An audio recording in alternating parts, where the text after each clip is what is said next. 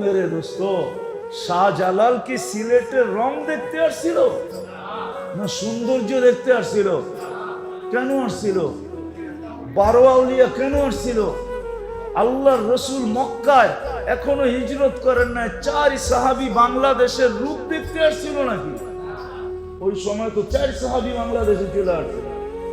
আমার কাছ থেকে ইতিহাস নেন, নাম সহ নেন। আবু ওয়াক্কাস, ওহাব ইবনে মালিক, কাসিম ইবনে হুযায়ফা, উরওয়া ইবনে সাসা, 4 সাহাবী বাংলাদেশে চলে আসছে। 2 জন এখান থেকে ফিরা যেতে পারে নাই, কবর হয়ে গেছে। 2 জন এখান থেকে চীনে গেছে, আবু ওয়াক্কাস আর ওহাব ইবনে মালিক। 2 জনের কবর চিহ্নিত আছে, 2 জনের কবরের চিহ্ন নাই, আছে বাংলার মাটির নিচে। প্রথম জামানার কোরবানির জান লাগছে বাংলার মাটির নিচে। আপনি বাংলার মাটি চিনেন না, এটা বড় কঠিন মাটি।